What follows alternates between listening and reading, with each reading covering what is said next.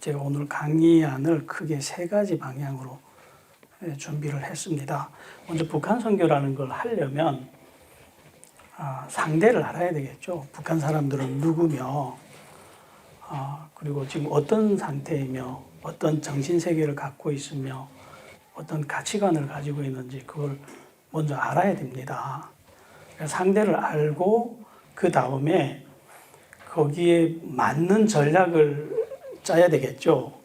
그리고 그 전략이 상대에게 먹히는지 안 먹히는지 현장에서 임상 경험을 가지면서 계속 수정해 나가는 과정이 필요하다고 저는 생각을 했습니다. 그래서 오늘 강의를 그렇게 크게 세 개로 준비를 해왔어요.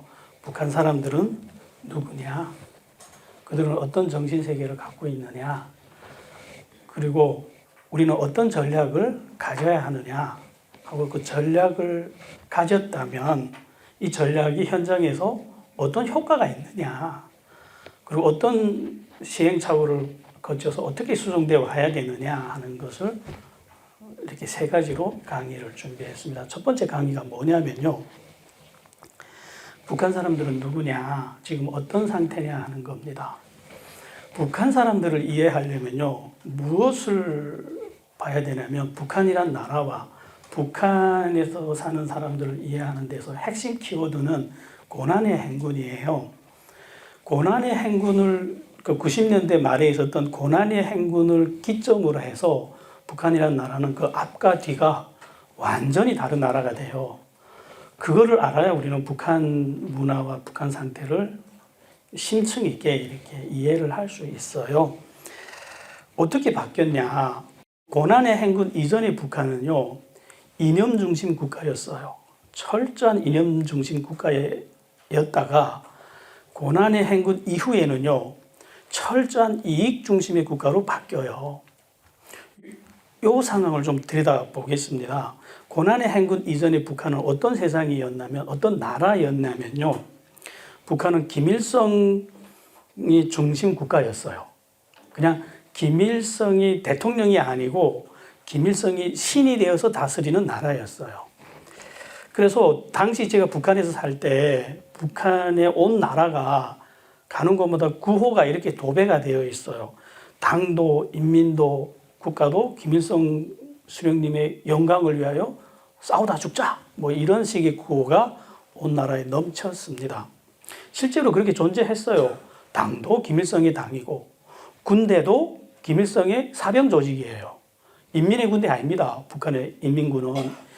이름은 인민군인데 사실상 작동은 김일성의 개인 군대예요. 저거는. 그걸 또 영광스럽게 생각했고요. 국가도 모든 것이 김일성의 영광을 위해서 작동하는 행정체계였어요. 이념도 우리는 보통 북한의 이념을 주체사상이라고 생각하는데 주체사상은 초기 북한의 정신적 이념이었고요. 그 후 주체사상은 김일성주의로 바뀌어요. 그러니까 이념도 사실상 김일성주의 국가였어요. 그러니까 북한이란 나라는 몸과 영혼, 정신 모든 것이 김일성이 장악한 이념 중심 국가였다는 거예요.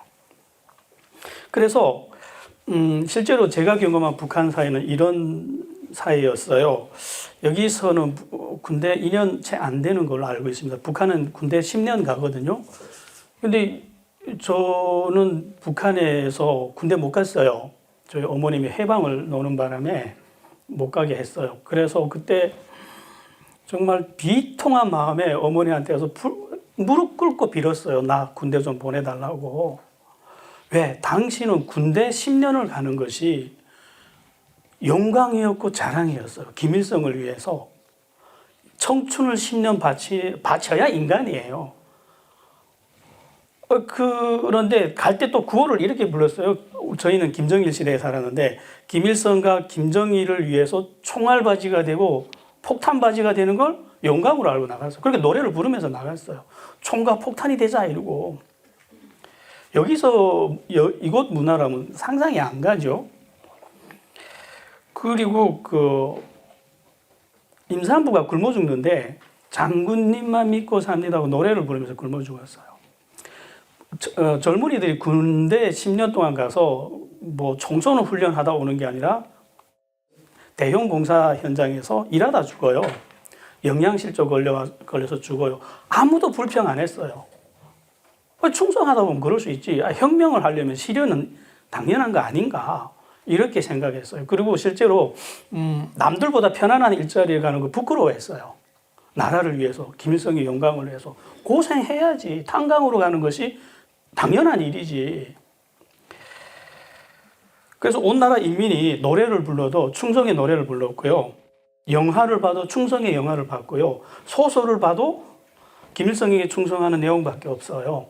완벽하게 정신, 이념, 모든 걸 장악한, 철저히 장악한 국가죠. 이런 국가가 지구상에 없었어요, 역사상. 그럼 행복했느냐? 행복했어요. 살만했어요. 여러분들이 상상하는 것처럼 그 지옥이 아니요. 지옥 아니었어요. 실제로 그 고난행군 이전에 북한에서는요, 이 농촌에 가면 집에 자물쇠가 없었어요. 그래도 살 수 있는 나라니까. 그리고 도시에서는요, 김장독을 길 옆에 묻었어요. 그 농촌 집들처럼 땅이 없으니까 아파트 사니까 그 아파트 밑에 길 옆에다 김장독을 묻었어요. 그리고 가만히 이렇게 덮어서 김장독이 여기 있다고 누구나 다 알아. 그래도 되는 나라였어요.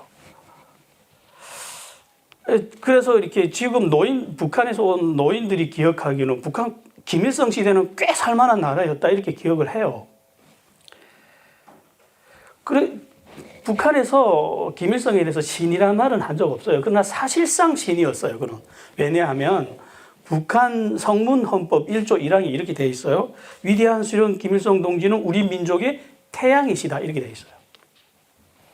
그러니까 북한의 태양이 아니고 남과 북한의 남북한 모두 아우르는 태양이다 이랬어요. 그러니까 이게 충성 용어 아닙니다. 법적 용어라고요. 그건 실제 그런 존재라는 거예요. 그래서 저기 그 중동에 가면 알라신이 있잖아요. 북한에 가면 김일성이 알라신인 거예요. 알라신이라는 게 태양신이잖아요. 그래서 북한은 사실상 김일성이 알라신의 역할을 하면서 국가를 운영해 왔죠. 거역하거나 의심하는 존재는 있을 수가 없었어요. 삭제당하니까. 이거 아닌데 이러면 다음날 없어지니까. 이런 나라에 종교가 필요할까요? 만약 기독교가 들어간다면 사람들이 이야 하나님 멋있어, 이야 충격적이야 하고 눈물 흘리면 받아들일까요? 아니요. 필요 자체가 없어요. 북한인들에게 있어서 북한은 무종교 국가 아닙니다. 완전 종교 국가였어요. 근데 우리가 갖고 있는 기독교 신앙에서 하나님 이름 빼고 김일성만 갖다 놓으면 똑같은 종교예요. 그래서 김일성은요, 북한 사람들에게 종교심까지 충족을 시켜줬어요. 그래서 영혼까지 지배했어요, 실제로. 그래서 북한 사람들은 김일성이 죽는다는 걸 상상을 못했어요. 김일성은 죽지 않는 존재인 줄 알았어요. 그러면 북한 사람들은 바보라서 이렇게 잘 믿었느냐? 아니요. 그렇게 믿을 수밖에 없는 장치를 해놨다는 거예요, 북한에. 그게 뭐냐? 그 신앙이라는 게 어디서 형성되고 출발을 하냐면요. 누가 나에게 먹을 것과 입을 것을 주느냐. 그것을 인정하는 것이 신앙입니다. 삼성이 나한테 내가 아무리 교회 장로라 해도 삼성 때문에 내가 먹고 살지. 그 사람 삼성교회예요. 이것이 제 주장이 아니고요. 종교심은 여기서 나옵니다. 성경에 보면 이런 이야기가 있어요. 하나님이 모세 선지자를 통해서 애굽에서 자기의 백성을 탈출시키는데 굉장히 어마어마한 기적들을 많이 행해요. 바다까지 갈라놓는데 그 모든 기적들을 모세 선지자를 통해서 합니다. 그런데 단 하나의 기적은요, 하나님 직접 하세요. 그게 뭔지 아세요? 만나. 예.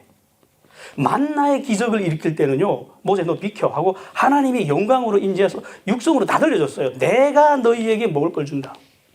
그리고 다음날 만나를 주셨어요. 왜 그랬는지 아세요? 이 백성들이 하나님이 우리에게 먹을 걸 준다는 걸 알아야 하나님을 신뢰하고 믿고 따라갈 수 있기 때문이에요. 왜? 인간은 먹지 않고 입지 않으면 존재가 불가능한 존재이기 때문에 그래요. 그래서 그 신명기에서 나오잖아요. 하나님이 내가 광야에 40년 동안 만나를 왜 너희들한테 먹였는지 알아? 너희들에게 먹을 것을 주는 신이 나라는 걸 알라고. 신앙은 거기서부터 시작되기 때문에. 근데 김일성이 그걸 따라한 거예요.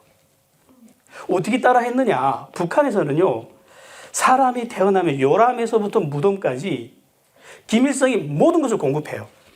아이들이 태어나서 사탕과자를 먹을 때 아버지 그 초상화에다 대고 아버지 장군님 고맙습니다. 잘 먹겠습니다. 하고 먹어야 돼요. 인민학교를 가고 중학교를 가면 교복이 공짜로 선물로 내려와요. 김일성의 이름으로. 상표가 김일성 선물 이렇게 붙어서 와요. 최고급으로 나와요. 심지어 연필, 필통까지 합숙장, 교과서 다 나와요. 대학교까지. 등록금 없어요. 교복 선물로 다 나와요. 사람이 죽어서 병원도 은혜 없고 선물이었어요. 심지어 죽어서 관 있잖아요. 관까지 장군님이 배려로 나와요. 솔직히 그를 신으로 믿지 말아야 될 이유를 찾기 어려웠어요. 이러면 신이 안 되는 게 더 이상하지 않나요? 그래서 북한 사람들은 김일성과 그의 일가를 정말 신처럼 믿을 수밖에 없었어요. 이런 거 보고 반석 같은 믿음의 나라라 그래요. 여러분은 못 봤을 거예요, 이런 나라. 제가 한국에 와서 기독교인들이 이렇게 하나님 믿는 거 본 적 없어요. 탈북민들이 여러분들이 신앙 보고 놀라는 거 본 적 있어요? 이미 뒤떨어진 거예요, 여러분들. 탈북민들의 시각에서는. 이렇게 믿었던 사람들이라고요, 탈북민들은. 그래서 탈북민들이 한국에 와서 기독교 신앙에 감동받지 않아요. 놀라지 않아요. 새롭지 않아요. 이름만 바꿔놓으면 똑같은 종교이기 때문에 우리는 이런 북한 사람들의 상태를 알고 접근을 해야 되겠죠. 이런 세상에 고난의 행군이 왔어요. 고난의 행군은 왜 왔냐면 하나님이 행하신 기적입니다. 전 그걸 10년 동안 한국교회 돌아다니면서 강의를 해왔어요. 북한의 하나님이라고. 왜 고난의 행군이 왔냐면요, 김일성 종교의 핵심 기반 시설이 배급체제라는 걸 알기 때문에 하나님 이 고난의 행군을 통해서요, 배급체제를 무자비하게 하나님이 깨뜨려 보신 거예요. 그거 안 깨면 김일성 종교 흔들리지 않습니다. 아무리 미국이 뭐 군함 갖다 놓고 총 들고 협박해도 안 흔들려요. 거기서 믿음이 뿌리가 그 배급체제이기 때문에, 배급체제가 견고한 이상은. 그래서 하나님이 북한의 배급체제를 산산히 부셔놓은 사건이 고난의 행군 사건이었어요. 이때 북한 사회는요, 굶주림만 만난 것이 아니라 영적으로는요, 믿음의 대충격을 만나요. 어떻게 믿음의 충격을 만나냐면요, 김일성은 신이었어요. 전능함 그 자체였어요. 그래서 김일성이 우리에게 쌀을 공급하고 이 집을 공급하고 모든 것을 공급하는데 이게 붕괴한다? 상상을 못했어요. 그래서 실제로 미공급이 1995년부터 시작을 했거든요. 배급이 1995년도부터 끊기기 시작했어요. 그러면 사람이 배급이 끊기면 빨리 장바닥 나가 장사를 해서 생존 방식을 바꾸면 돼요. 근데 북한 정권은 계속 기다려. 조금만 기다려. 그럼 이때까지 밀렸던 것까지 같이 한꺼번에 줄 거야. 기다리기 시작한 거예요. 믿었기 때문에. 만약 기다리지 않았다면 저렇게 300만 명씩 대량 아사 발생 안 합니다. 어떻게 기다렸냐면요, 집안에 가진 거 다 내다 팔면서 언젠가는 배급 줄 거야. 그때까지만 버티자. 이러면서 그 집안에 있는 거 다 내다 팔면서 기다리기 시작했던 거죠. 그러다가 마지막 팔 수 있는 물건까지 다 판 다음에도 계속 기다려. 이 말만 반복하니까 대량으로 굶어 죽기 시작했다는 거예요.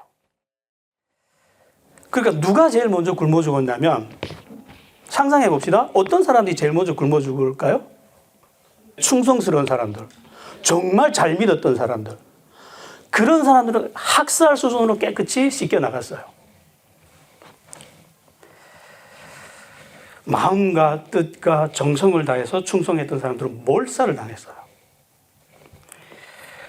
법 지키는 자들은 다 죽었어요. 그래서 북한 사회는 이제 더 이상 법을 지키면 살 수 없는 세상이 됐습니다. 정직하게 도둑질 못하는 사람들. 그래서 대학교 교수들, 학생들은 개기름이 번지를 하는데 치마에 쓰다가 쓰러져 죽었어요. 교수들이. 그래서 박사들이 박살난 세상이라 그랬어요.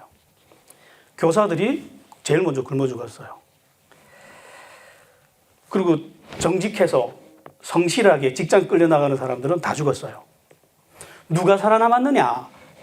역바르게 도둑질하고 거짓말하고 직장 안 나가고 다 그 불법을 저질러서 요리조리 빠져나가는 사람들, 약삭 빠르고 교활한 사람들, 그런 사람들만 살아남았어요. 그래서 고난의 행군식이 북한에는 이런 속담이 생겼습니다. 양, 염소는 다 죽었고 이제는 늑대와 여우만 남았어. 들어봤죠? 그래서 이제는 늑대가 여우를 잡아먹을 일밖에 안 남았어. 이게 북한의 정신세계 변화였어요. 그래서 김일성에 대한 믿음이 그냥 붕괴합니다. 배급 체제가 붕괴함과 동시에 김일성주의, 주체 사상, 김일성 일가에 대한 충성, 믿음 이런 것도 같이 붕괴했다는 거예요. 그러니까 배급 체제만 붕괴한 게 아니에요. 사회 정신적 기틀 자체가 붕괴를 했다는 거예요. 나름대로 그 김일성 종교 안에서 삶의 의미와 만족, 기쁨을 누리면서 살아가던 독특한 사회 자체가 붕괴했다는 거예요. 그래서 고난의 행군이 굉장히 중요한 핵심 키워드가 되는 거예요. 그러다 보니까 충성스럽고 정직하고 성실하고 믿음 이런 개념들이 북한에 남아있을까요? 없어요. 그런 사람들은 다 죽었으니까. 그렇게 사는 사람들은 정말 가혹하고 비참하게 가족이 몰살당해 죽는 걸 북한 사람들은 눈으로 경험을 했단 말이에요. 이제 그런 사람들이 될 수 있을까요? 그래서 북한 사회는 이념을 버립니다. 야, 이념이 밥 먹여주는 거 아니더라. 그리고 무엇을 붙잡았을까요? 이익. 돈만 있으면 살더라. 조선노동당 가입 못해도 돈만 있으면 살더라. 돈만 있으면 보이지도원이 저녁에 와서 한 푼 줍쇼 이러는데 낮에는 아무리 보이지도원하고 떵떵거려도. 그래서 이익을 위해서 삶의 방향을 바꿉니다. 국가도 바꿨고요. 개인도 사회도 다 이익 중심 국가로 바뀌었어요. 그래서 남한에서는 이념을 추구하는 사람들을 진보 이러는데 북한에서는 거꾸로예요. 이익을 추구하는 게 진보예요. 왜? 그거 다 해봤거든요. 그 소위 이념, 신앙, 이런 정신적인 거, 고상한 거 추구해봤거든요. 해볼 만큼. 그랬더니 다 굶어 죽더라. 그래서 사람이 사는데 돈만 있으면 되더라. 하고 돈으로 다 뒤집어진 게 진보라고요. 북한에서는. 여기서는 이념을 추구하는 게 진보잖아요. 그래서 여기서 소위 이념 추구하고 신앙 추구하고 거룩한 삶을 추구하는 거 동경할까요? 끌릴까요? 내면에서 와, 저 사람 멋있다 이렇게 생각할까요? 이렇게 북한 사회는 고난의 행군 이후에 이익 중심 국가로 바뀌었어요. 모든 이념 체계, 믿음 체계, 문화 깨끗이 사라졌습니다. 그럼 뭐가 남을까요? 허무, 공허, 공포, 내일에 대한 불안, 가난, 굶주림, 생존은 전쟁이 됐어요. 생존 문제를 해결하는 것은 끔찍한 전쟁이었어요. 지금도 그래요. 영혼도 없고 정신도 없고 영혼과 정신의 진공 상태 국가. 이런 나라 못 살아봤죠, 여러분들. 어떻게 되는지 아세요? 이런 데서 한 몇 년만 살아버리면 이런 상태에서 살면 사람이 미칩니다. 자기가 미쳤다는 것도 모르고 미쳐요. 어떻게 미치냐? 가정, 사랑, 충성 모든 것이 돈을 위해 팔려나갑니다. 성? 돈을 위해서 제일 먼저 바꾸기 시작했던 게 성이었어요. 제가 살던 북한은 어느 정도로 성적으로 이렇게 보수적이었냐면요. 대학교 다닐 때 한 책상에서 2년을 둘이 같이 공부했어요. 한 자매하고. 그럼 지날만도 하잖아요. 그래서 프로포즈 했다가 학교 사상투쟁에 끌려나가서 한 4번인가 집단 린치를 당했어요. 이 자본주의 날라리 사상이 들었다고. 뭐 손잡아본 것도 아니고 그냥 너 좋아한다고 고백을 했다가 그게 북한 그 성적 문화였어요. 당시 북한 여인들이 어디 가서 이렇게 강간을 당했다. 자살에 죽습니다. 그 수치를 이기지 못해서. 근데 고난의 행군 이유가 딱 되니까 돈 주고 꺼리끼면서 사고 팔아요. 아무도 그걸 이상하게 생각지도 않아요. 가정도, 충성, 신앙, 돈으로 못 바꿀 수 있는 건 이제 없어졌어요. 그래서 북한에는요, 예물이 그 국가 시스템처럼 가격이 다 정해져 있어요. 감옥 들어간 거 빼내는 데는 얼마, 가격이 다 있어요. 그 보따리 장사하다가 보따리 뺏긴 거는 뭐 고양이 담배 한 막대기, 뭐 이게 다 가격표처럼 다 정해져 있어요. 그게 진짜 북한입니다, 여러분. 저 평양에 그 세트장 만들어 놓고 보여주는 게 그건 북한이 아니고요. 인간의 존엄성, 아름다움, 고상함, 이성, 이런 거는요, 뒤떨어진 거. 쓸데없는 거, 사는데 도움이 안 되는 것들, 미개한 것들, 이런 것들이 됐어요. 미쳐가기 시작하는 거죠. 실제로 북한에서 제가 일을 하면요, 성실하면 맞아 죽어요. 정직하면 맞아 죽어요. 다 같이 그 직장에 나와서 좀 농땡이도 부리고 싶고 이러는데 열심히 일해야 될 이유 없잖아요. 근데 나 혼자 열심히 일해봐요. 뒷구석에 끌려가서 맞아 죽지. 그래서 지금 북한 사람들은 40대를 기준으로 보면 좀 편리할 것 같습니다. 40대 이상은요, 김일성 신앙과 사회주의 이념에 대한 그 배신의 상처가 있어요. 그거 믿었다가 우리가 이렇게 비참해졌어. 내 아내가 굶어 죽고 아이들이 굶어 죽었어 하는 그 상실감이 있어요. 이제는 이념, 신앙 이런 거 추구 안 합니다. 그냥 오로지 뭐만 추구한다고요? 이익, 돈. 이게 신앙이 됐어요. 저들의 신앙은 이제 돈입니다. 이게 타락한 거 아닙니다. 발전된 거라고요. 여러분들이 눈에서 저 사람들이 왜 저래? 이렇게 보지 마세요. 이미 여러분들이 동경하고 추구하는 삶을 살았다가 내린 결론이라니까요. 그렇게 살면 다 굶어 죽어, 이렇게. 그래서 40대 아래는 장마당 세대거든요. 이 장마당 세대는요, 왜 믿어야 되는지 이유를 모르고 성장한 세대예요. 이 믿음체계가 다 붕괴했으니까, 이제는. 그 다음에 태어나서 장마당을 통해서 먹고 살았던 애들이라서. 그래서 저들은 숭배 문화를 모릅니다. 그러나 똑같이 저들은 정신적으로, 이념적으로, 문화적으로 텅 빈 세상에서 살면서 돈만 추구하며 살았어요. 똑같이 다 돈만 추구하면서 마음은 텅 비어 있는 상태예요. 정신적 지주도 없고. 그러면요, 사람은요, 이렇게 지속적으로 못 삽니다. 제가 저희 교회에서 레위기 강의를 했더니 요 40대 아래 탈북민들이 반응이 너무 놀라웠어요. 재밌다는 거예요. 그래서 이 세상에 재미없는 책인데 이게 왜 재밌냐. 여러분 재미없잖아요, 레위기. 그 불면증이 올 때 보기 딱 좋은 책이잖아요. 읽으면 금방 이렇게 잠들잖아요. 근데 그걸 강의했더니 너무 재밌다는 거예요. 뭐가 재밌니 했더니 자기는 지금까지 자기들은 이때까지 살면서 어떻게 살아야 되는지를 가르쳐주는 사람이 없었대요. 40대 이상에는 이런 말이 없거든요. 40대 이상에서는 김일성을 위하여 레위기 그대로 다 배웠죠. 근데 40대 아래는 어떻게 살아야 되는지 모르고 그냥 살아왔다는 거예요. 근데 이렇게 살면 안 돼, 이렇게 살아야 돼 하니까 너무 좋았다는 거예요. 저렇게 살면 되는구나. 의외죠. 남한 사람들은 레위기 앞에서는 까무러치는데 북한 사람들은 눈이 반짝반짝해지는 거예요. 이게 다르죠, 완전히. 사람은요, 정신적 그 지주체가 없으면 살지 못해요. 왜 그러냐면요, 인간에게는 본능이라는 게 있어요.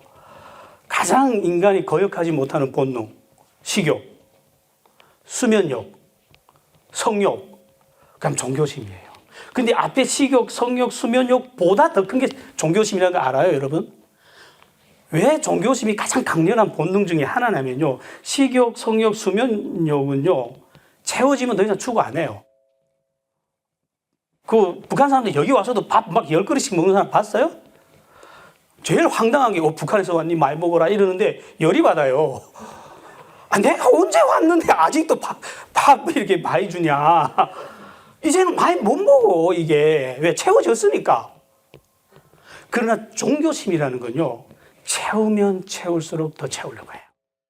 이게 다른 욕구와의 차이예요. 종교심은. 근데 종교심이라는 게 뭐냐. 어려운 게 아니에요. 사람은요. 그 미래에 대한 공포와 불안감이 무의식 세계에 충만히 갖고 산대요. 그래서 5분 후에 누가 자동차 사고 나서 죽을지 모르잖아요. 내일 누가 암 걸려서 갑자기 죽는지 모릅니다. 그래서 미래에 대한 불안감은 이건 무의식 세계에 거대하게 있어요. 누구나 다. 그래서 사람은 본능적으로 뭘 찾냐면요. 어떤 절대자를 찾아서 기대려고 해요.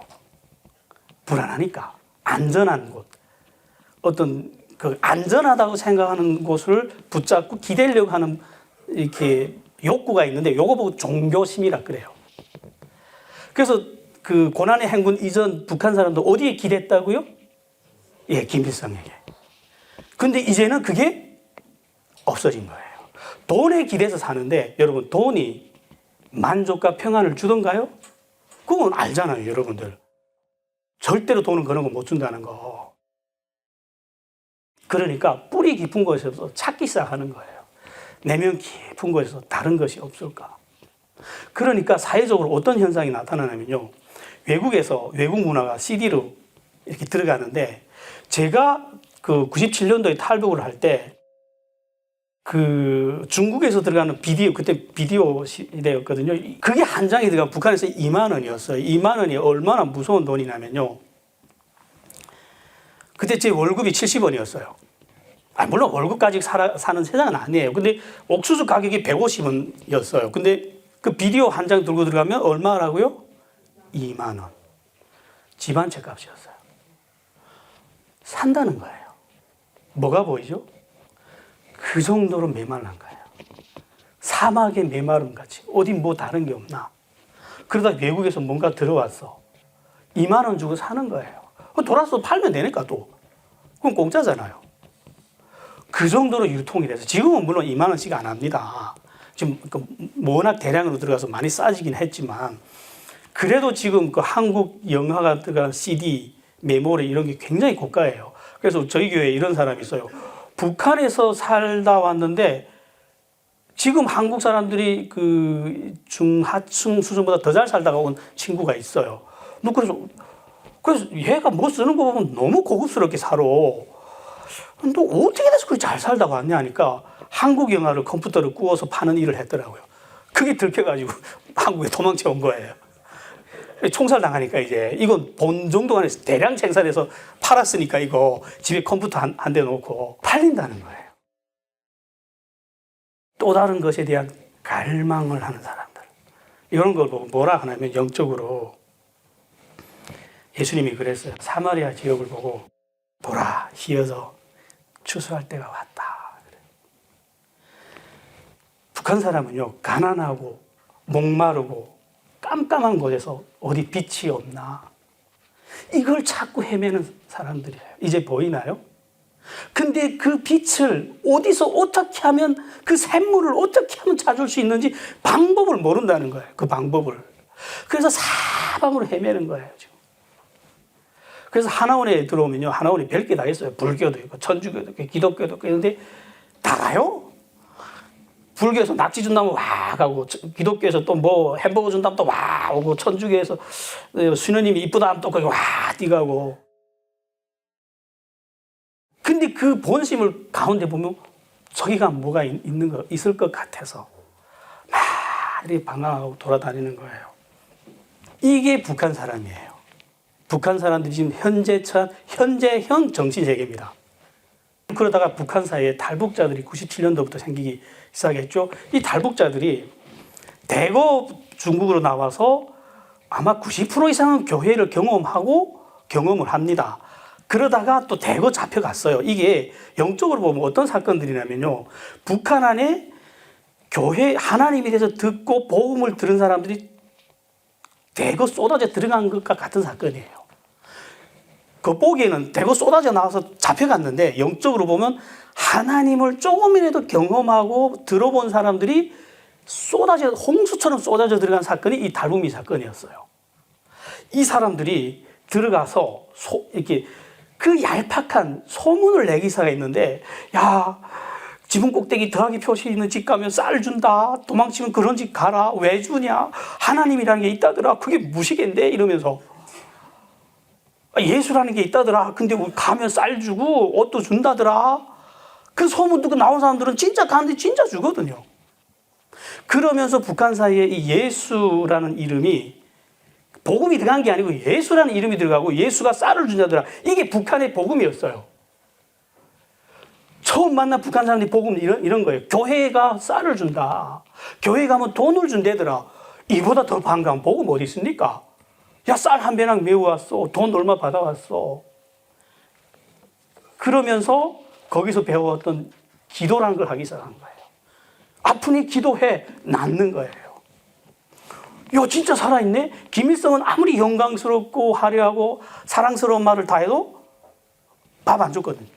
근데 예수는 기도하면 병 낫거든. 기도하면 쌀이 생기거든. 강력할까요? 안 강력할까요? 강력하죠. 그러니까 북한에 어떤 현상이 일어나면 저하고 같이 중국에서 성경 통독하면 성경 한 100번 통독한 친구가 있어요. 이 친구가 북한에 잡혀나갔어요. 근데 이 친구는 죽으면 죽으리라 이러고 나간 거예요. 순교사예요, 이 친구. 근데 보통 이 북한 친구들이 잡혀서 보위부에서 인계를 받으면 제일 먼저, 야, 교회 갔댔어? 이런단 말이죠. 그 대부분 교회 가서 얻어먹던 애들이라도 교회 안 갔습니다. 교회 모릅니다. 하나님 안 믿어요. 다 이런단 말이죠. 근데 이 친구는 처음부터 교회 갔댔어? 그러니까 담담하게, 예. 성경 읽었어? 예. 남전 사람 만났어? 예. 성경 얼마나 배웠어? 100번 읽었는데요. 이게 무슨 말인지 아세요? 죽여라 이 말이에요. 나 이렇게 죽겠다는 말이에요. 그랬더니 보이지돈이 뒤집어져가지고, 야, 너 이제부터 성경 믿는다면 하지 마라. 그리고 신문을 하면서 자기 집에서 성경책 가져와서는, 야, 이게 무슨 말이야? 배우기 시작한 거예요. 보위부 사람들한테 성경을 가르치거든요, 북한에서. 그래야 예수 믿는 사람 잡아내니까. 근데 배우는데 진짜 믿으라고 가르치는 게 아니고 상식적으로 가르쳐 주니까 모르는 거 투성일 거잖아요. 그러니까 야, 너 100번 읽었어? 야, 이게 뭐야? 이게 뭐야? 믿는 거예요. 근데 이 사람만 믿느냐? 아니요. 다 믿는 거예요. 집에 가니 그 사람 집에 갔더니 아내도 믿는 거예요. 왜 믿냐 하니까 이 사람의 이야기가 그래요. 보위 지도원이 되려면 정치 당 간부 학교라는데 한 2, 3년 가야 돼요. 당 간부 학교를. 근데 갔다 와봤더니 애 둘이 굶어 죽은 거야.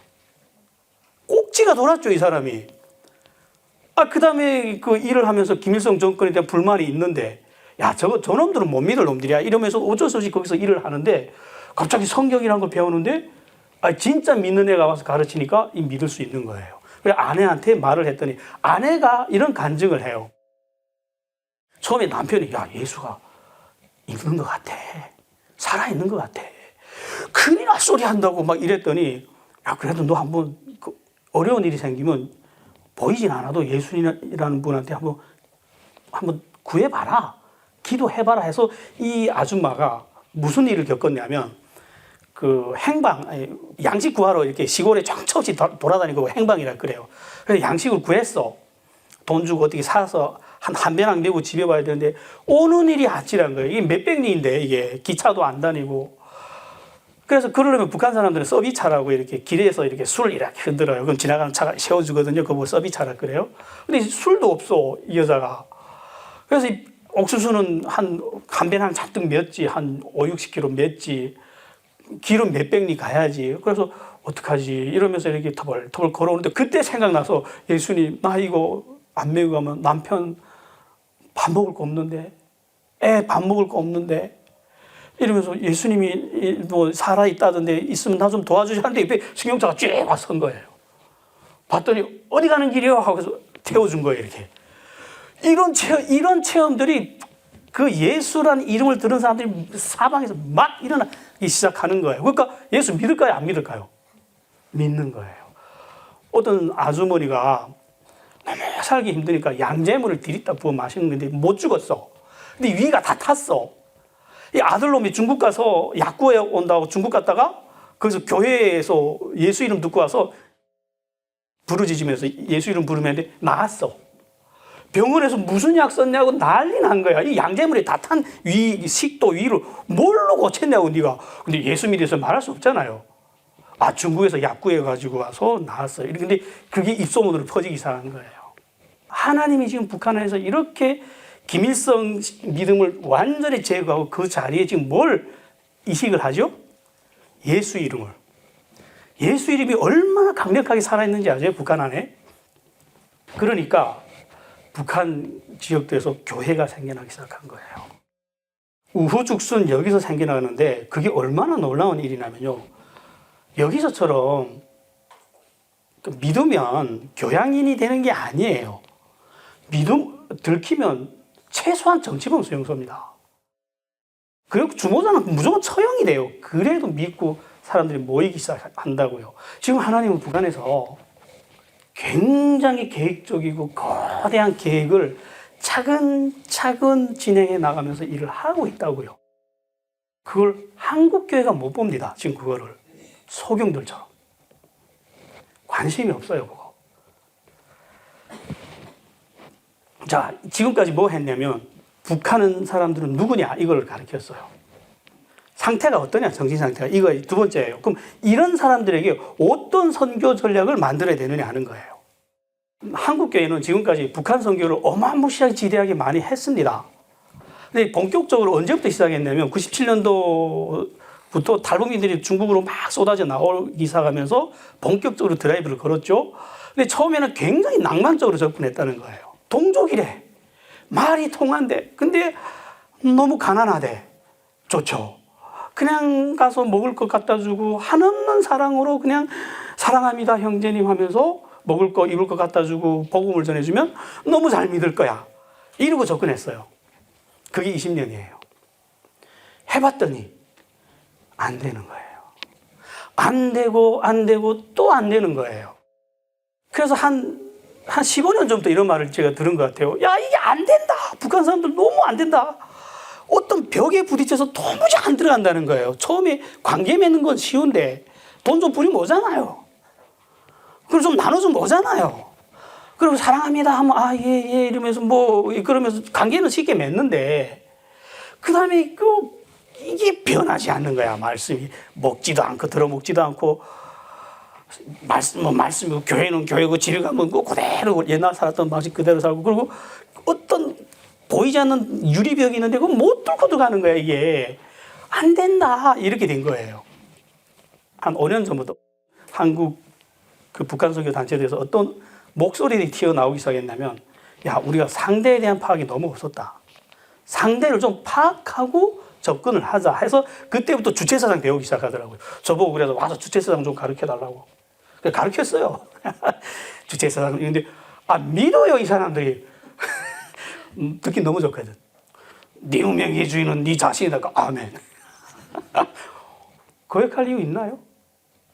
네 운명을 개척할 힘도 너한테 있다. 아멘. 이러면서 한 발짝 배우기 시작하며 보니까 외국인보다 더 다른 사람들이 드러난 거예요. 의학했죠. 다르다는 걸 배우는데 15년 걸렸다고요. 다르다. 몇 년 걸렸다고요? 15년. 우리하고 다르다. 같은 동족으로 보면 안 된다. 외국인보다 더 다르다. 그러면 전략이 달라야 되겠죠. 그래서 전략을 세우자 하고 5년 지났어요. 근데 아직 뚜렷한 전략이 난 못 봤어요. 야, 이거 북한 사람들이 이렇게 다르기 때문에 이런 전략으로 우리가 접근을 하자. 없었어요. 그래서 저는 오늘 그걸 소개하려는 거예요. 그걸. 보통 북한 선교를 배운 사람들은 이렇게 생각을 합니다. 북한 사람들은 남한교회에 편입이 돼야지. 그래야 정착을 할 거 아니냐고. 그래서 빨리 동아돼야 되지, 남한 사회에. 그래서 대형교회 중심의 북한 선교는요, 부서를 만들었어요. 부서를 만들어서 같이 섞어놓자. 만약 이질감이 없다면 동일 문화권이라면 이래야 돼요. 그런데 전혀 다른 문화권은 정말 이러면 안 돼요. 왜 이러면 안 되냐면요. 제가 신대원 가서, 장신 신대원 가서 선교 신학을 배우는데 농촌을 이렇게 말을 해요. 농촌 선교 이래 말을 해요. 농촌 전도를 안 합니다. 선교를 합니다. 왠지 아세요? 문화가 다르다는 거예요. 그래서 농촌에 가서 정착하는데 10년 봅니다. 농촌 문화에 정착하는데. 아니, 같은 한국 안에서 농촌에 가서 선교사가 농촌에 가서 그 문화에 정착하는데 10년 본다고요. 근데 북한에서 온 사람들한테 이 과정이 전혀 필요 없이 다이렉트로 섞어놓으면 섞어진다고요? 엄청난 착각이죠, 이거. 그러다 보니까 중국에서부터 신앙, 한국에 오는 그 탈북민들이 대부분 선교사들을 통해서 옵니다. 대부분 그 죽음의 고비를 넘으면서 하나님의 은혜를 맛을 봐요. 그래서 간증들 얼마나 많이 해요. 기차칸에서 공안이 오는데, 하는데 공안이 눈을 멀게 해서 그냥 지나갔다부터 시작해서 그 악의 강을 넘을 때 이런 기적이 일으켰다. 뭐 얼마나 많습니까? 근데 교회 안 다녀요. 신앙 안 가져요. 왜? 북한 사람들이 나빠서가 아니라 이거 섞어놨더니 저도 한때 한국교회를 다녔어요. 근데 못 듣겠는 거예요. 설교를. 왜 못 듣겠느냐. 그냥 그 된장국에 밥 말아 먹던 사람들한테 빵에다 빠다 발라주는 거예요, 이게. 한두 끼는 먹죠. 어떻게 먹습니까, 그거? 견디지를 못하는 거예요. 이 한국의 그 복음은요, 한국 문화에 동화된 복음이에요. 그게 북한 사람들이 만든다고요? 그게 가장 단순한 실례는 이런 거예요. 형제님 사랑합니다 하면 남한 사람들, 저 목사님 세련됐네 하는데 우리는 닭살이 돋아가지고, 저게 언제 날 봤다고. 이렇게 다릅니다. 옆에 사람들하고 잘 왔다고 인사합시다 하면 정말 불편해해요. 내가 이 짓 하려고 교회 왔나? 이러면서 이렇게. 그리고 그 건선징악의 아름다운 미사여구들. 김일성주의가 한번 비교를 해볼까요? 하나도 놀랍지 않아요. 조선노동당 비서들이 하는 말과 목사들이 하는 말이 왜 그리 똑같은지. 찬양? 김일성 찬양, 김일성 찬양가도 혹시 들어봤어요, 여러분들? 들어보세요. 예술적 완성도는 그쪽이 더 높아요. 나도 어떤 때 집에서 흥얼거리는데 김일성 찬양을 부르고 있어. 옛날에 어렸을 때 배웠던 게 너무 곡이 아름답거든. 내용은 개떡 같아도. 이 화려한 형식 하나도 감동 못 주는 거예요. 북한에서 온 사람들한테. 해봐. 낡은 옷이라고요. 북한 사람들한테는. 이건가 하다가 우리 다 굶어 죽었다고. 그러고 온 사람들이라고요. 그래서 복음이요, 한 문화에서 다른 문화권으로 옮겨가려면 반드시 거쳐야 되는 과정이 있어요. 그게 토착화라는 과정이에요. 그 문화에 맞는 옷을 갈아입고 들어가야 되는 거예요, 이게. 근데 한국교회는 이걸 생략한 거예요. 동질 문화권이라고 착각하는 바람에. 그리고 또 북한 사람들한테 얼마나 특별한 상황이 지금 거쳐서 왔냐면요. 이 북한 선교를 책으로만 배운 사람들은 이렇게 말을 하더라고요. 이름만 다른 똑같은 종교잖아. 그러니까 더 잘 믿을 거야. 이거 탁상에서 배운 사람들이에요. 그래서 안 믿는 거예요. 여러분들 한번 물어봅시다. 제가 여러분들한테 사기쳐서 여러분들이 쫄딱 망했어. 내가 다단계 교수쯤 된다 합시다. 근데 이번엔 사람만 다른 사람에서 똑같은 다단계 수법으로 여러분한테 막 믿으세요 믿겠어요? 그런 상황이라고, 북한 사람들. 하나님 이름에서 김일성만 갖다 놓으면 똑같은 신앙에 속아서 저렇게 비참해졌는데, 거기다가 김일성 자리에 하나님 이름 갖다 붙이고 또 믿으세요. 아름다운 미사력을 써가면서 믿으세요. 믿을까요? 믿으면 바보죠. 그래서 저는요, 중국에서 그 성경 읽을 때 이거 믿으면 안 돼. 100번 읽고 정신 차리자. 믿으면 안 돼. 의지를 다해서 안 믿었어요. 2번 쏘으면 완전 죽거든. 한 번 잘못 믿었다가 이렇게 비참해졌는데 이제 또 쏘아버리면 정치범 수용소 가는 거죠. 그러다 진짜 거기까지 갈 뻔했거든요, 저. 이런 특수한 상황이에요. 이런 거 보고 복음의 상황화라고 해요. 상황을 참고해서 들어가야 된다는 거예요. 그래서 북한 사람들한테 복음이 들어가려면, 접근을 하려면 이런 문제들을 참고해서 우회를 해야 됩니다. 이거 들어보니까 전문성 없으면 안 되겠죠. 우리 인문학적, 인본주의적 신학은 더 이상 안 먹혀요. 북한 사람들한테. 열심히 하세요. 선하게 하세요.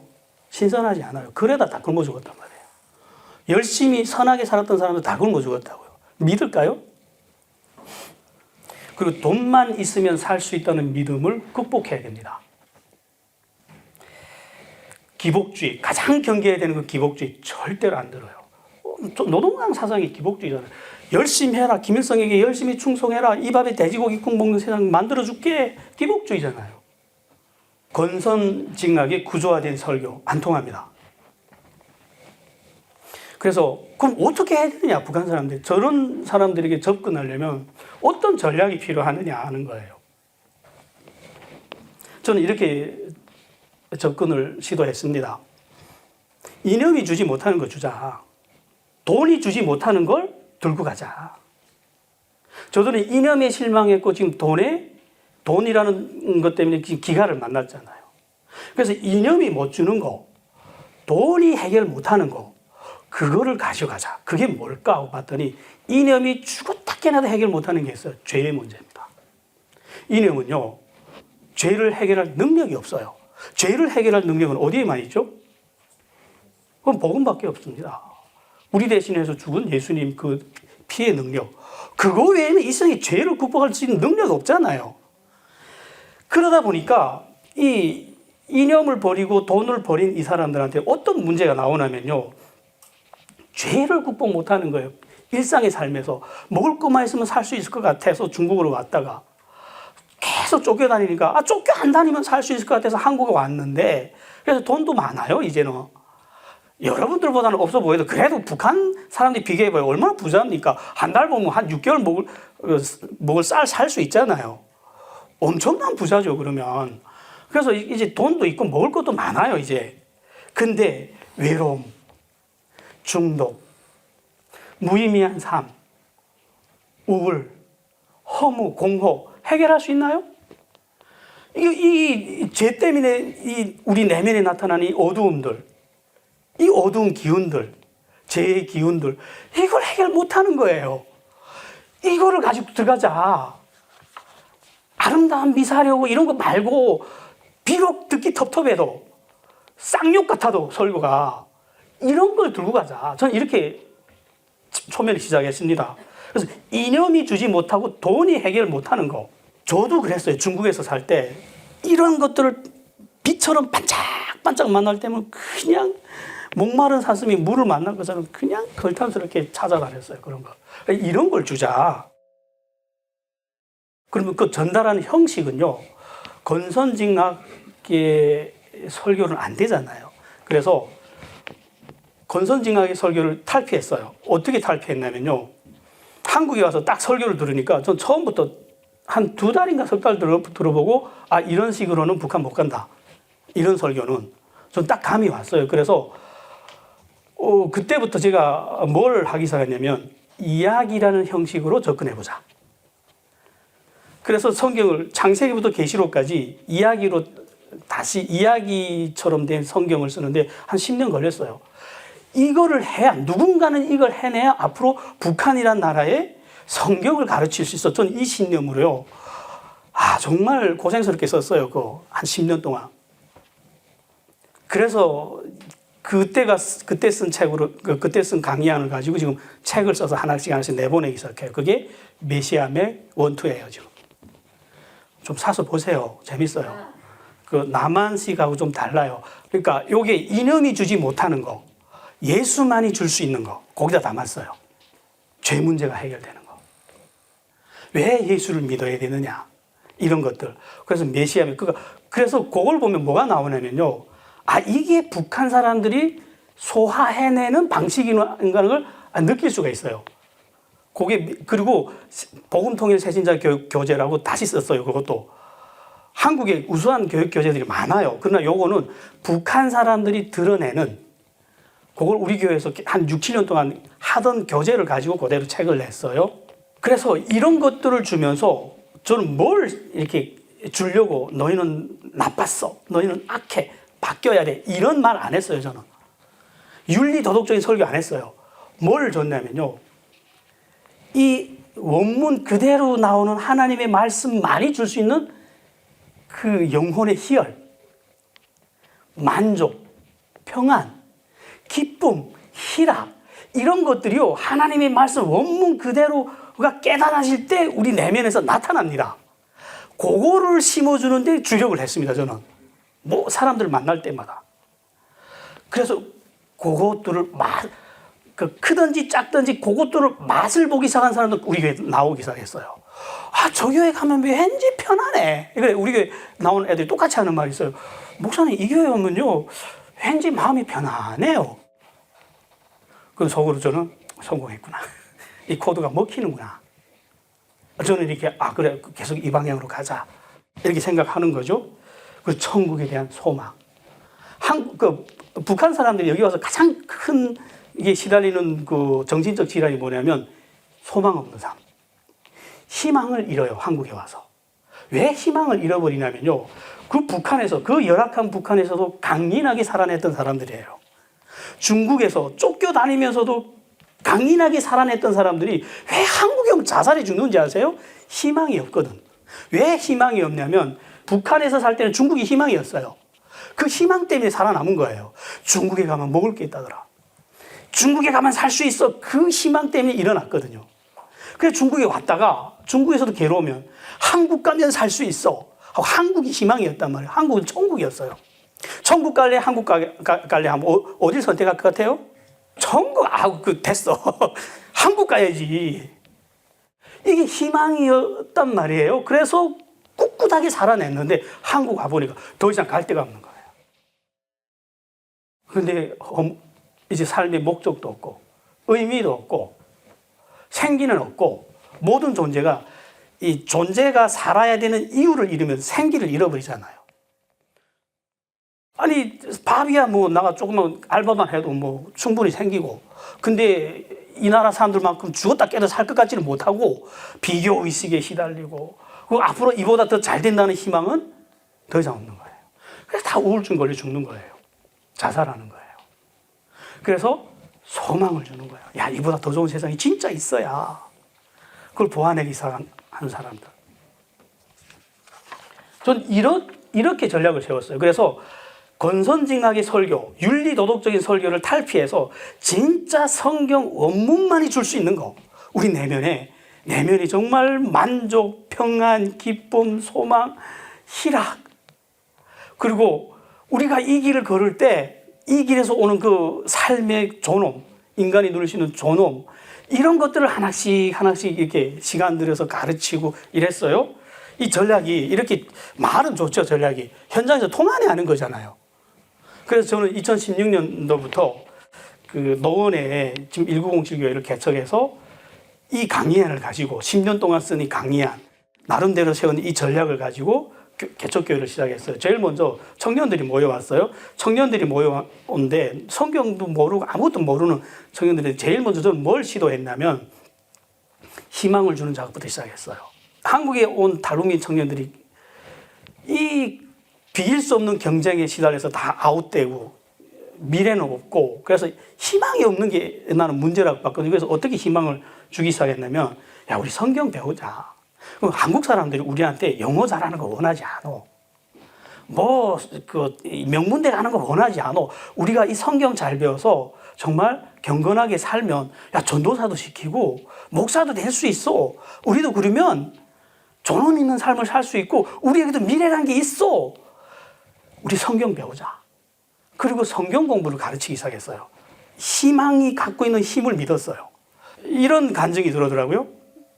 생나의 책이라는 걸 안 읽던 청년들이 앉아서 3시간, 4시간, 5시간 밤새워 책을 자기도 놀래가지고 목사님 내가 이랬다고요 지금. 책이라는 거 안 읽던 사람이. 무슨 힘이죠? 희망이죠. 나 이렇게 배우면 저기 갈 수 있어. 인간은요, 다음 단계의 목표가 보이면 힘을 내게 돼 있어요. 그러면서 그 청년들이 막 희망을 품고 막 열심히 성경 공부하고 설교하는 방법 배우고, 아니 어제까지 막 일용직 뛰다 했던 청년들이 설교하는 연습한다면 밖에서 볼 때 얼마나 웃기겠어요? 효과가 나타났습니다. 저는 분명한 효과를 봤어요. 그리고 우리 교회 성도들한테 계속 이쪽 방향으로 설교를 하고 성경 교육을 하고 새신자 교육을 했더니 인생의 의미를 발견하고, 직장에 가서 이런 간증도 와요. 그 간호사들이 태운 문화가 무섭잖아요. 나 안 이럴래 하고 자기만을 위해서 돈 벌고 자기만의 문화를 속에 살던 사람이 이웃을 위해서 섬기고 밑에 있는 간호사들 섬기고 이랬더니 신입 간호사들이 다 자기한테 줄 선대요. 왜 나한테 와서 이리 줄 서냐 하니까 좋아 보이니까. 그리고 위에 있는 사람들도 야 쟤는 다른 애다 하고 칭찬하고, 자기도 놀래. 삶을 조금 바꿨더니 이렇게 사람이 존엄이 있어진다는 거. 그러다가 우울증에 걸렸던 사람이 암 진단을 받았어요. 교회 와서 자랑질하는 거야. 목사님 나 안 걸렸어요. 아 좋아요. 빨리 간다고. 뭔가 좀 다르다는 생각 안 드세요? 소망이 있으니까. 저기 가면 더 좋다는 거 아니까. 나는 이 전략이 효과 있다는 걸 계속 경험을 해요. 그래서 이번에는 이거를 들고 어디로 가야 되죠? 북한 가야죠. 북한에서도 먹히나 봐야죠, 이게. 근데 제 생각에는요, 탈북민에게 먹히면 북한 사람들한테 먹힌다고 확신해요, 저는. 북한을 어떻게 들고 가느냐. 저희가 북한선 그 내지 사역을 합니다. 북한 탈북민들이 교회를 하다 보니까 어쩔 수 없이 북한하고 연결이 될 수밖에 없어요. 아, 싫어, 제발 전화 오지 마 해도 전화가 와요. 나 좀 도와줘. 니들은 밥 먹잖아, 거기서. 대출 받아서 좀 보내줘. 막 이래요. 그래서 보내줘야 되거든요. 그렇게 처음 보내주다가 지금 꽃제비 애들도 먹이고 있고, 그러다가 지금 북한에 저희가 지금 처음에는 양식도 보내고 이러다가 이게 점점 시간이 오래 걸리다 보니까 노하우가 터가지고 이렇게 이제는 막 우리가 원하는 물자가 다 들어갑니다. 쌀도 들어가고 성경책도 들어가고 핸드폰도 들어가고 이렇게 들어가다가 최근에는 어디서 발단이 시작이 됐냐면, 핸드폰이 들어간 다음에 말씀 교육을 이렇게 했어요. 지금 북한에서 한테서 양식 받아 먹는 사람들이 그냥 생 북한 사람들이 아닙니다. 중국에 나와서 복음을 듣고 잡혀간 사람들이에요.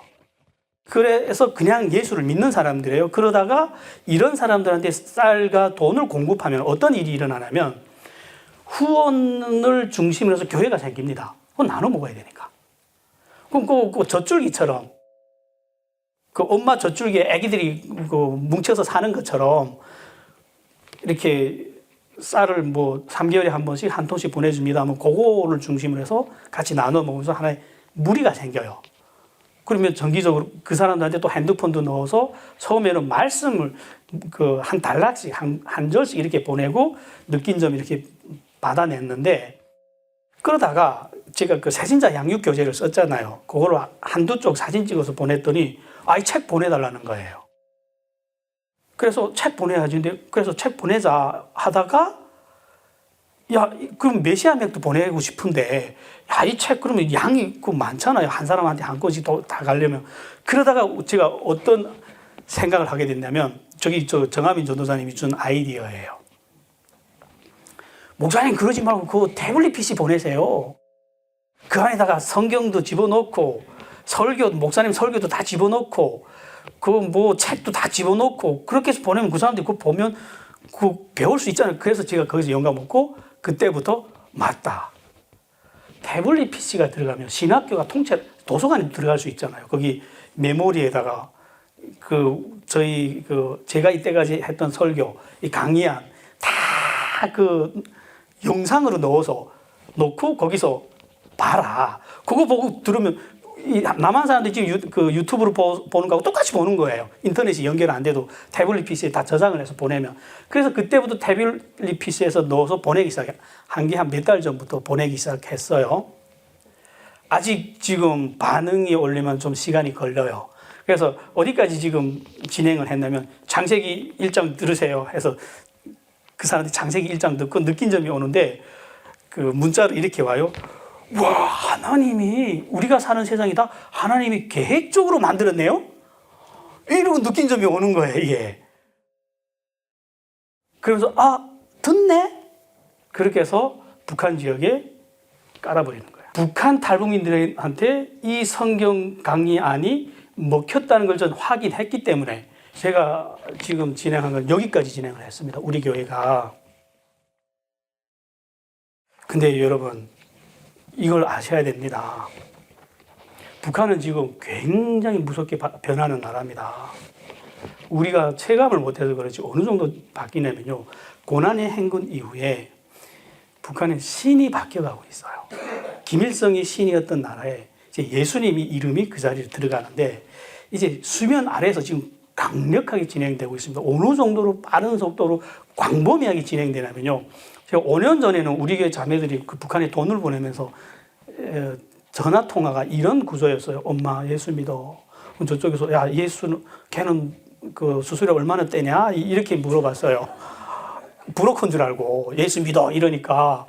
근데 자꾸 시간이 지나다 보면서 전화 통화가 어떻게 되냐면 그 엄마 내 엄마를 위해서 기도할게 하면 저쪽에서 야 내가 너를 위해서 더 많이 기도한다. 거꾸로 야 예수 잘 믿어. 이게 한 2, 3년 전이었어요. 정진에서 들어온 소식이 이런 게 최근 정보인데 어찌어찌 하다 보니까 한 아파트가 통째로 예수 믿더래요. 그건 무슨 말이냐 했더니 아파트 한 채인데 나와서 이렇게 지들끼리 하다가 너 지금 딱 예수 믿는 것 같아. 그래 가서 너 예수 믿니? 나 믿어. 너 믿니? 믿어. 이러고 해서 소곤소곤 이렇게 아는데 그 아파트 통째로 믿더래요. 근데 북한의 예수 믿는 사람의 특징이 뭐냐면 광범위하게 확산돼 가는 건 맞는데 체계적이지 않아.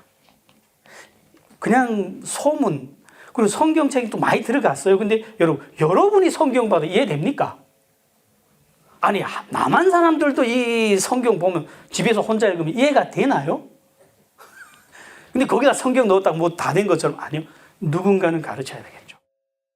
그래서 우리 교회 강의안에 들어가야 돼. 우리 교회 유튜브에 들어가면 창세기부터 계시록까지 이야기식으로 다 이야기식이에요. 메시아 맥 중심, 언약의 맥 중심, 족보 맥, 하나님 나라 맥 앞으로 계속 나올 거예요. 이렇게. 이걸 북한 사람들 다 보게 되면 지금 예수 믿는 사람들 속에 체계적인 성경 교육이 들어가면 그 효과는 그 다음엔 난 모르겠습니다. 그 다음부터 미래거든요. 문제는 어디 있냐면 북한은 지금 이렇게 급속도로 지금 바뀌어가고 있는데 이제 그 북한 사회에 그 영적 정신 세계는 주인이 없습니다. 누군가 들어가서 깃발만 꽂으면 누구 거 됩니다. 그런데 거기 지금 예수 이름이 들어가는데 북한 사람들이 기대를 가지고 있다는 거예요. 한국 교회에. 이거 골든타임이에요. 북한 사람들한테 지금 어떤 게 있냐면 우리 교회가 지금 이런 일을 하고 있어요. 북한 사람들한테 손을 내밀면 쌀도 보내주고 돈도 보내주는데 이게 얼마나 놀라운 일인가 하면요. 지금 그 북한에서 남한에서 오는 돈을 받을 수 있는 사람들은 특권층입니다. 한국에 탈북민이라는 친척이 있어야만 받는데 그 사람은 잘 삽니다. 한국에서 돈이 한 1년에 몇백만 원만 오면 북한에서 안정되게 살거든요. 그럼 다 부러워해요. 근데 그건 아무나 누릴 수 있는 혜택이 아닙니다. 근데 지금 어떻게 뒤집혀 가고 있냐면 야 이제 예수 믿으면 한국 교회에서 도와준대. 이게 장마당 통해서 쫙 퍼져나가 보세요. 핵폭탄보다 더 무서운 위력을 발휘할 거예요. 북한 안에서는. 그래서 실제로 한국교회 향해서 이렇게 손들을 내미는데 한국교회는 이거를 거지가 동양 쪽바가지로 봅니다. 이거 하나님이 하시는 일이에요. 만약 여기 손을 잡아준다면 한국교회가요. 저들은 이렇게 생각을 하게 될 거예요. 우리가 배고플 때 한국교회가 도와줬어. 남조선 사람들이 도와줬어, 우리를. 그때 이런 일이 있었어요. 김대중 대통령이 북한에 99년도인가 그 쌀 비료를 어마무시하게 많이 보냈던 적이 있어요. 그때 하도 많이 보내서 북한에서 무슨 일이 일어난다면 보통 한국에서 이렇게 쌀 보내면 이 적십자 표시 도장을 찍어서 대한민국 이러고 원래 보내거든요. 그럼 그 껍질을 바꿔요. 하얀 자료에 이거 보면 안 되니까 쌀 다 바꿔서 하얀 자료에 담아서 군대들한테 보내는데 김대중 대통령이 통 크게 보냈거든. 몇십만 톤짜리 배들이 줄 서서 올라갔다는. 그러니까 어떻게 바꿔요 이거? 다이렉트로 비료랑 다 공급했어요. 그때 북한 사람들이 대한민국 국호를 처음 알았어요. 이게 분명히 외국산인데 우리 글자가 있거든. 대한민국 이게 뭔 소리야? 야 그게 남조선 이름이야 이렇게 된 거예요. 그때 처음 북한 사람들이 야 남조선 이름이 남조선 아니었어? 이렇게 알고 있다가 아 대한민국이구나 하면서 북한 사람들이 마음이 쿵 하고 들어왔던 게 뭐냐면요. 역시 중국이 돕는 게 아니라 우리 동족이 돕는구나. 이게 그 사람들의 마음을 굉장히 크게 흔들었습니다. 근데 지금 북한 사람들이 지금 배고파서 손 내밀 때 한국 교회가 그 손을 잡아주면요. 역시 우리 민족이야. 이제 김정은이 정신이 돌아가지고 전쟁 버튼을 눌렀다 합시다. 한국 교회에서 이렇게 우리 먹고 살았는데 저 사람들이 보내주는 쌀로 돈으로 우리가 먹고 살았는데 전쟁할까요? 병사들이? 이게 우리가 바라는 평화로운 복음 통일 아닐까요? 그때 사람들은 이렇게 기억할 거예요. 우리나라의 통일은 한국 교회가 가져왔다. 저는 이런 일을 하고 싶어요. 한국 교회가 이렇게 중요한 위치에 지금 서 있는데 문제는 모른다는 거예요. 그리고 북한 선교가 자기들이 상상했던 대로 안 돌아간다고 관심이 없다는 거예요. 하나님의 뜻대로 흘러가는데 우리 상상은 이렇게 흘러가야 되는데 그쪽으로 이런 일들이 안 일어나니까 좀 패러다임 좀 바꿔야 되겠죠. 북한 선교에 대한. 그래서 만약 우리가 지금 북한에서 일어나는 일들을 본다면 앞으로 미래는 자명합니다. 북한의 일꾼들은 한없이 많이 필요할 거예요. 여기 와 있는 탈북민 신학생 한 사람 한 사람은요. 정말 귀한 보배들이라는 게 보이죠. 이 사람들을 지금 온전히 한 사람씩 키워놓는 게 북한의 진짜 교회 하나를 심는 거나 같은 일이라는 게 보이죠. 그게 미래 북한 선교의 확실한 방법이라고 저는 생각을 합니다. 이상입니다. 기도할게요. 하나님, 우리가 무엇을 해야 되는지 나누었습니다. 하나님이 무엇을 하는지 보았고 이제 우리 갈 바를 정하겠습니다. 하나님의 뜻에 맞는 우리 뜻 내려놓고 하나님의 뜻에 맞는 북한 선교 방향을 우리가 새롭게 정리하겠습니다. 예수님 이름으로 기도했습니다.